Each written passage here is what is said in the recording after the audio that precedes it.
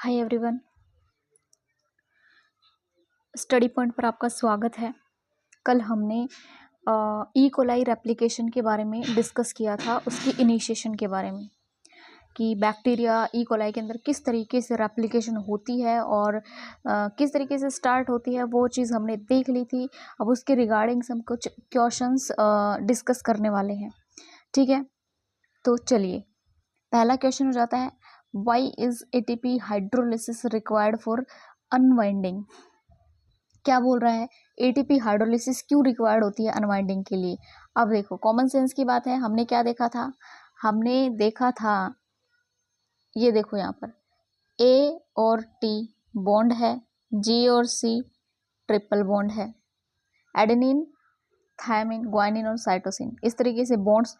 अब डीएनए की स्ट्रक्चर भी कभी करेंगे डिस्कस, लेकिन डीएनए की स्ट्रक्चर जो है हाइड्रोजन बॉन्डिंग है, बॉन्ड्स हैं वो प्रेजेंट होते हैं। तो इन बॉन्ड्स को ब्रेक करने के लिए हमें एनर्जी की रिक्वायरमेंट होगी। इन बॉन्ड्स को ब्रेक करने के लिए एनर्जी की रिक्वायरमेंट होती है,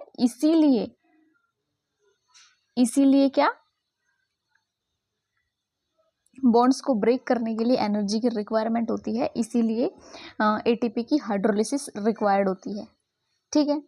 तो फर्स्ट क्वेश्चन हमने, आई थिंक सबको समझ आ गया होगा कि बॉन्ड्स प्रेजेंट हैं।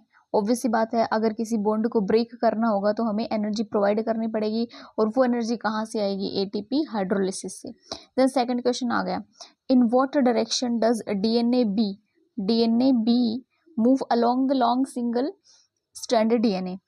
क्या पूछ रहा है कि डीएनए बी किस डायरेक्शन में मूव करता है सिंगल स्ट्रैंडेड डीएनए पर। सिंगल स्ट्रैंड पर ये बाइंड करेगा, बेसिकली लेगिंग स्ट्रैंड की जो टेम्पलेट होती है उधर डीएनए भी बाइंड करता है। डीएनए भी क्या है, हमने कल देखा था कि डीएनए भी एक हेलिकेज है, ओपन अप अनवाइंडिंग करता है, ओपन अप करता है डीएनए को, अनवाइंडिंग में हेल्प करता है। तो ये किस डायरेक्शन में मूव करेगा। अब कॉमन सेंस की बात है, जब डीएनए की synthesis 5 prime to 3 prime direction में हो रही है तो हेलिकेज है वो ऑपोजिट डायरेक्शन में तो मूव नहीं करेगा। ऑब्वियस सी बात है, 5 प्राइम टू 3 प्राइम डायरेक्शन में ही मूव करेगा, क्योंकि डीएनए को अनवाइंड तो यही कर रहा है, इसके पीछे पीछे तो डीएनए सिंथेसिस हो रही है। जब ये आगे आगे चलता है, डीएनए को अनवाइंड करते हुए चलता है, देन इसके पीछे डीएनए सिंथेसिस होती रहती है। तो जिस डायरेक्शन में कल हमने पढ़ा था 5 प्राइम टू 3 प्राइम डायरेक्शन में डीएनए भी मूव करता है, और इसके पीछे पीछे उसी तरीके से क्या रेप्लिकेशन होती रहती है। ये दोनों क्वेश्चन थे सिंपल। अब थोड़ा सा कॉम्प्लेक्स क्वेश्चन आता है, वो हम सॉल्व करेंगे। What might SSB inhibit unwinding if it is added before DNA B. क्या बोल रहा है कि एसएसबी क्या करता है, अनवाइंडिंग को इनहिबिट करता है अगर इसको डीएनए बी से पहले ऐड कर दिया, but stimulate unwinding if added after DNA B. लेकिन अगर हेलिकेज आ गया है पहले, हेलिकेज के बाद इसको नॉर्मली तो क्या होता है, पहले हेलिकेज आता है, हेलिकेज के बाद ही सिंगल स्ट्रैंडेड बाइंडिंग प्रोटीन आता है, ताकि ये री एनिलिंग को प्रिवेंट कर सके। री एनिलिंग को प्रिवेंट करना मतलब कि ऑब्वियस सी बात है, ये अनवाइंडिंग को प्रमोट ही कर रहा है। लेकिन अगर इसको डीएनए भी, नॉर्मली तो ये यही करता है कि अनवाइंडिंग को प्रमोट करेगा, क्योंकि ये क्या करेगा, सिंगल स्ट्रैंड के साथ बाइंड कर, दोनों स्ट्रैंड के साथ बाइंड करेगा ये अलग अलग, और क्या करेगा, री एनिलिंग नहीं होने देगा। दोबारा जो खुल चुकी थी रस्सी लाइक स्ट्रक्चर जो डीएनए की होती है वो खुल चुकी थी, उसको दोबारा से बंधने नहीं देगा। लेकिन अगर इसको डीएनए बी से पहले डाल दिया तो ये अनवाइंडिंग को इनहिबिट करता है। क्वेश्चन में ये पूछा गया है कि डीएनए बी से पहले अगर इसको ऐड कर दिया तो ये अनवाइंडिंग को इनहिबिट करेगा, ऐसा क्यों है। चलो इसका भी थोड़ा सा समझ लेते हैं। देखो, अगर इसको देखो यहाँ पर, ये देखो डीएनए ओपन अप हो गया है, यहाँ और यहाँ दोनों ही पोजीशन पर क्या एसएसबी प्रेजेंट होता है, ठीक है। दोनों ही पोजीशन पर क्या एसएसबी प्रेजेंट होता है। देखो पहले क्या आता है, पहले तो डीएनए बी आता है, डीएनए बी ने यहाँ बाइंड कर लिया, ये इसका खोला हुआ है डीएनए, इस डीएनए बी का यहाँ से स्टार्ट किया था डीएनए बी ने बाइंड करना, यहाँ से लेकर के इधर तक ये मूव कर गया 5 प्राइम टू 3 प्राइम डायरेक्शन के अंदर। डीएनए बी ने बाइंड कर लिया, तो इस तरीके से बाद में SSB आता है तो SSB इसके पीछे जा करके इधर बाइंड करेगा और इनकी जो रीएनिलिंग है उसको स्टॉप करेगा। लेकिन देखो, लेकिन ये DNA स्ट्रैंड है, ये आ गया SSB पहले SSB यहाँ पर बंद कर बैठ जाएगा, SSB यहाँ पर बंद कर बैठ गया तो DNA भी कहाँ बाइंड करेगा, DNA भी तो बाइंड ही नहीं कर पाएगा, DNA भी बाइंड नहीं कर पाएगा। इसकी वजह से क्या होता है, अगर SSB को पहले डाल दिया तो ये अनबाइंडिंग को इनहिबिट करता है बेसिकली। ठीक है, क्लियर। उसके बाद आज का टॉपिक है इलोंगेशन का। इलोंगेशन का टॉपिक करने वाले हैं हम स्टार्ट, मतलब इनिशिएशन हमने देख लिया था कल कि किस तरीके से DNA रेप्लिकेशन इनिशिएट होता है। आज हम देखने वाले हैं कि न्यूक्लियोटाइड किस तरीके से ऐड होते हैं और DNA की लेंथ किस तरीके से बढ़ती है। चलो स्टार्ट करते हैं इलोंगेशन।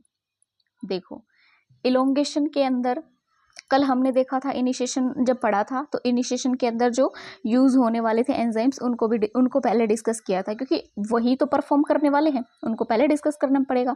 ठीक है, तो देखो यहाँ पर DNA पॉलीमरेज सबसे मेन रेप्लिकेटिंग एंजाइम है, इसका तो रोल है ही है। टेम्पलेट डिपेंडेंट मैनर में काम करेगा। इसको काम करने के लिए प्राइमर चाहिए और एक फ्री 3' OH एंड चाहिए। ठीक है, 3' OH एंड चाहिए, जिसको ये एक्सटेंड कर सके, न्यूक्लियोटाइड्स उस पर ऐड करवाए एंड उसको एक्सटेंड करके DNA की न्यू स्ट्रैंड की सिंथेसिस कर दे। ठीक है, इसके पास होता है डिस्क्रिमिनेटर अमीनो एसिड और न्यूक्लियोटाइड बाइंडिंग पॉकेट। ये हमें याद रखना है कि ये टेम्पलेट डिपेंडेंट मैनर में काम करता है। इसको अपना काम करने के लिए 3' OH ग्रुप फ्री चाहिए। डिस्क्रिमिनेटर अमीनो एसिड इसके पास प्रेजेंट होता है, देन न्यूक्लियोटाइड बाइंडिंग पॉकेट इसके पास प्रेजेंट होती है। ये बहुत ही इंपॉर्टेंट है CSIR नेट के पॉइंट ऑफ व्यू से। सेकेंड एंजाइम हो जाता है हमारे पास SSB को हमने इनिशिएशन में भी थोड़ा डिस्कस किया था, सिंगल स्ट्रैंड बाइंडिंग प्रोटीन हो गया। अब न्यू प्रोटीन की एंट्री होती है DNA गायरेज या फिर जायरेज।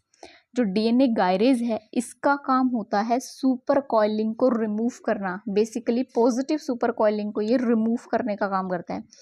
जैसे कि रस्सी ऐसे होती है, ऐसे हमारा DNA होता है।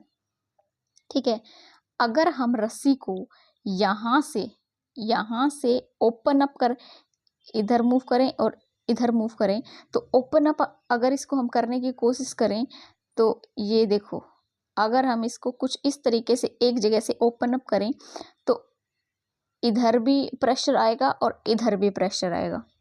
कभी ओपन अप करी है रस्सी? जिस तरीके से हम रस्सी को ओपन अप करते हैं तो जहाँ से हम ओपन कर रहे हैं उसके पीछे वाली साइड और उसके आगे वाली साइड कॉइलिंग जो है वो बढ़ती जाएगी, क्योंकि एक जगह पर हमने कॉइलिंग को बिल्कुल ज़ीरो कर दिया है, बिल्कुल कम कर दिया है। हम इसको ओपन कर रहे हैं तो वहाँ पर कॉइलिंग बिल्कुल ज़ीरो है, बिल्कुल नहीं है कॉइलिंग वहाँ पर। तो कॉइलिंग क्या आगे की तरफ खिसक जाती है, आगे की तरफ वो कॉइलिंग मूव कर जाती है। अगर हम DNA को ओपन अप करते हैं तो इसकी कॉइलिंग आगे की तरफ मूव कर जाती है, और आगे की तरफ मूव कर जाती है तो क्या बहुत कॉइलिंग सुपर कॉइलिंग में वो कन्वर्ट हो जाती है। और अगर राइट साइड में अगर कॉइलिंग ज़्यादा है, कॉइलिंग है राइट साइड वाली कॉइलिंग जो होती है उसको हम पॉजिटिव सुपर कॉइलिंग बोल देते हैं, और जो लेफ्ट साइड वाली होती है उसको हम नेगेटिव सुपर कॉइलिंग बोल देते हैं। क्लियर? तो DNA गायरेज यहाँ पर पॉजिटिव सुपर कॉइलिंग को रिमूव करने का काम करता है। ठीक है, उसके बाद आता है हमारे पास DNA लाइगेज। DNA लाइगेज का क्या काम होता है? जैसा कि हमें पता चल रहा है नाम से, लाइगेट करता है। लाइगेट का मतलब यहाँ पर क्या हो जाता है? लाइगेट का मतलब हो जाता है कि ये सील करने का काम करता है, बेसिकली दो चीज़ों को सीलने का काम करता है, उसको लिंक करने का काम करता है, उनको जोड़ने का काम करता है लाइगेज। ठीक है, चलो एंजाइम्स को हमने देख लिया। DNA पोल यहाँ पर है, SSB यहाँ पर है, DNA गायरेज यहाँ पर है और DNA लाइगेज। DNA पोल के पास क्या क्या चीज़ें हैं इसको भी याद रखना है। उसके बाद हम मेन मुद्दे पर आ जाते हैं। चलो, हमारे पास क्या होगा? RNA प्राइमर, जो हमने देखा था इनिशिएशन के अंदर बन चुका था। प्राइमेज और हेलिकेज मिलकर के आरएनए प्राइमर की फॉर्मेशन कर देते हैं। ये हमने इनिशिएशन प्रोसेस के अंदर देख लिया था। ठीक है, इसके पास होता है एक फ्री OH ग्रुप। जब नया न्यूक्लियोटाइड ऐड होता है उसके साथ आते हैं, उसके पास होते हैं 3 phosphoryl group, alpha, beta and gamma. तो ये OH क्या करता है, उस अल्फा फॉस्फोराइल पर अटैक करता है और बीटा और गामा पायरोफॉस्फेट को तो ये रिमूव कर देता है, रिलीज कर देता है। यानी क्या होता है, फोस्फोडाइएस्टर बॉन्ड की फॉर्मेशन होती है और उस फोस्फोडाइएस्टर बॉन्ड की फॉर्मेशन के लिए 2 मेटल आयंस और DNA पोल का रोल होता है। इधर 2 metal ions and DNA polymerase का यहाँ पर रोल हमें देखने को मिलता है। एक मेटल आयन का काम होता है जो RNA प्राइमर पर OH ग्रुप प्रेजेंट था उसमें O और H के बीच के बॉन्ड को ब्रेक करना और यहाँ पर ये न्यूक्लियोफाइल है ये रिलीज हो जाएगा। सेकंड मेटल आयन का काम होता है, सेकंड जो मेटल आयन प्रेजेंट होती है उसका काम होता है जो DNTP आ रहा है ना, उसके पास जो फॉस्फेट हैं, बेसिकली इसके पास क्या है, ट्राइफॉस्फेट है। उन फॉस्फेट के जो नेगेटिव चार्ज होते हैं उनको न्यूट्रलाइज करने का काम सेकंड मेटल आयन का होता है। यहाँ पर मेटल आयन कौन सा, मैग्नीशियम। ठीक है, चलो आगे चलते हैं। एक पायरोफॉस्फेटेज भी प्रेजेंट होता है। एक पायरोफॉस्फेटेज यूबिक्विटिनस एंजाइम होता है जो पायरोफॉस्फेट की हाइड्रोलिसिस करता है। इसकी वजह से 5 प्राइम टू 3 प्राइम में रिएक्शन आगे बढ़ेगी, पॉलीमराइजेशन फॉरवर्ड डायरेक्शन में मूव करेगी। क्लियर है।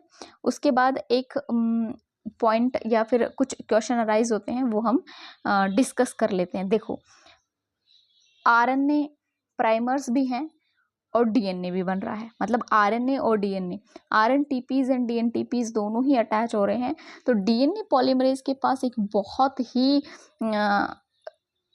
अच्छी एक एबिलिटी होती है कि ये RNTP और DNTP को डिस्क्रिमिनेट कर सकता है। ये इनके बीच में इनको डिफ्रेंशिएट, मतलब इनको पहचान सकता है, इनके बीच में डिफ्रेंशिएट कर सकता है क्योंकि इसके पास प्रेजेंट होता है डिस्क्रिमिनेटर अमीनो एसिड।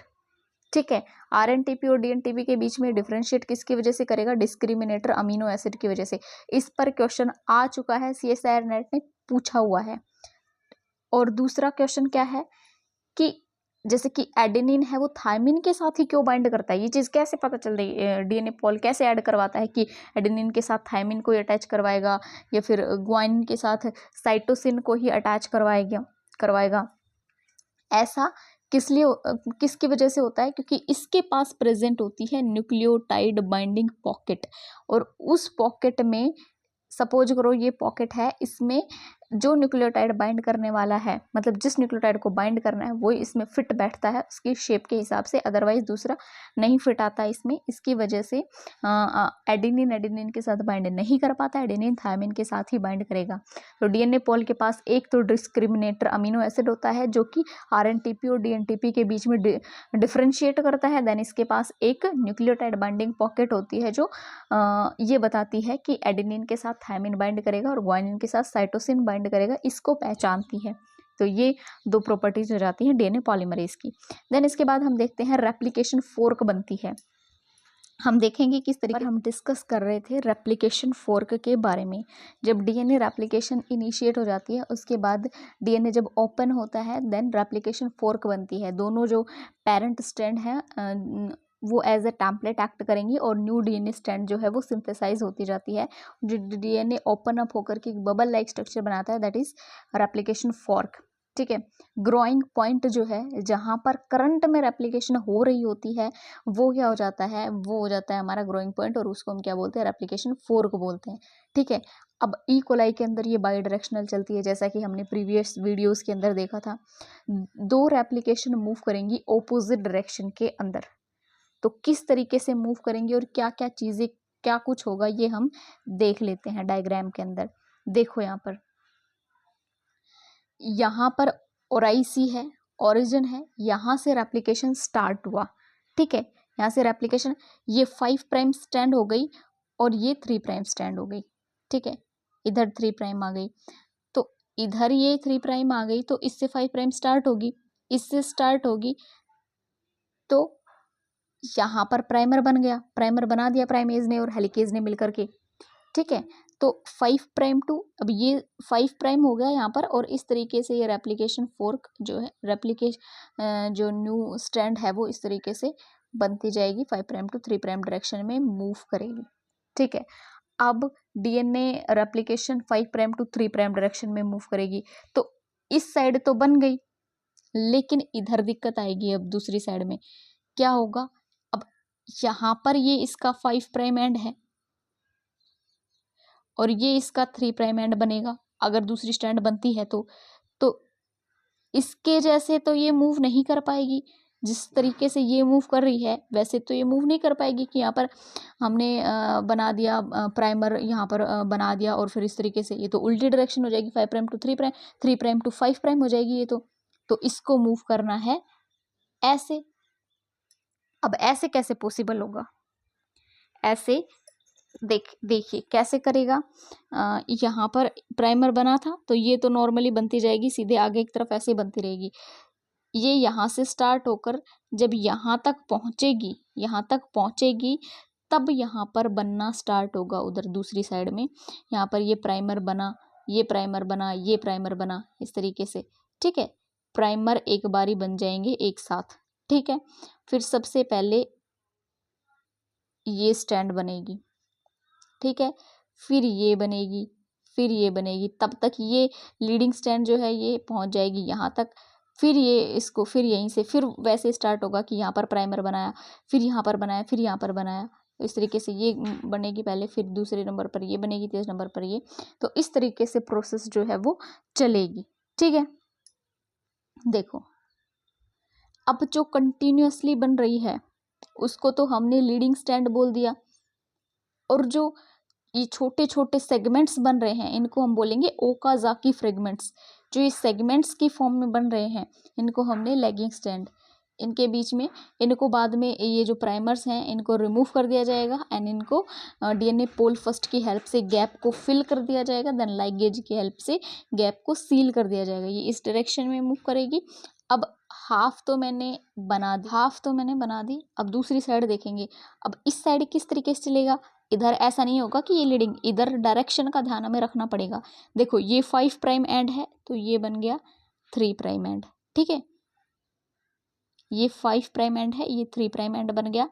तो इस 3 प्राइम के नीचे जो बनेगी न्यू सिंथेसिस होगी जिस स्ट्रैंड की, वो यहाँ पर 5 प्राइम एंड आ जाएगा, तो ये बन जाएगा यहाँ पर प्राइमर, और ये इस तरीके से 5 प्राइम टू 3 प्राइम में यहाँ पर चलती जाएगी। तो ये कौन सी हो जाएगी, इधर लीडिंग स्टैंड बन जाएगी। अब इधर बनेगी लैगिंग स्टैंड, तो ये यहाँ पर 5 प्राइम था, ये 3 प्राइम, और ये 5 प्राइम आएगा और 5 प्राइम टू 3 प्राइम में इस तरीके से ये क्या बनेगी, हमारी लैगिंग स्टैंड बनेगी, ठीक है। तो इस तरीके से रेप्लिकेशन फोर्क जो है वो चलती है, क्लियर। चलो अब यहाँ पर थोड़ा सा लीडिंग स्टैंड और लैगिंग स्टैंड के बारे में बताया गया है कि जो लीडिंग स्टैंड होती है वो कंटिन्यूस होती है, हमने देखा डायग्राम के अंदर, हमने समझा भी। आरएनए प्राइमर, एक आरएनए प्राइमर से पूरी स्टैंड बन जाएगी, 5 प्राइम टू 3 प्राइम डायरेक्शन में मूव करेगी, ठीक है। लैगिंग स्टैंड डिसकंटिन्यूअस होती है, ये भी हमने देखा, मल्टीपल प्राइमर्स की रिक्वायरमेंट होगी इसके लिए, और ओकाजाकी फ्रेगमेंट्स इसके अंदर बनेंगे, क्लियर। देन उसके बाद देखो ये दूसरा डायग्राम आ जाता है, इसमें हम डिस्कस करेंगे। देखो ये पैरेंटल स्टैंड है, पैरेंटल स्टैंड के ऊपर, दोनों के ऊपर एसएसबी ने बाइंड कर रखा है, देन डीएनए पोल ने, यहाँ पर ये डीएनए पोल हो जाता है, और ये डीएनए जी प्राइमेज है, देन डीएनए बी हेलिकेज यहाँ पर प्रेजेंट है, ठीक है। ये देखो अभी डायरेक्शन के बारे में मैंने बताया था कि सपोज करो यहाँ पर पेरेंट स्टैंड का 5 प्राइम एंड है, तो जो न्यूली सिंथेसाइज यहाँ पर बनेगी उसका 3 प्राइम होगा, जहाँ पर पेरेंट का जो स्टैंड है उससे ऑपोजिट चलेगा, ठीक है। तो पहले ये बनेगा, फिर ये बनेगा, फिर ये, ठीक है।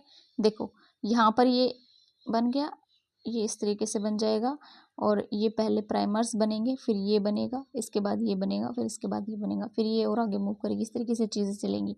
ये हेलिकेज, ये हेलिकेज है और ये प्राइमेज प्रेजेंट है, दोनों के दोनों प्रेजेंट होते, दोनों प्राइमोसोम का कॉम्प्लेक्स इन्होंने बना लिया है और प्राइमोसोम से ये क्या करेंगे, आरएनए प्राइमर की फॉर्मेशन करेंगे, जो हमने इनिशिएशन में भी देखा था।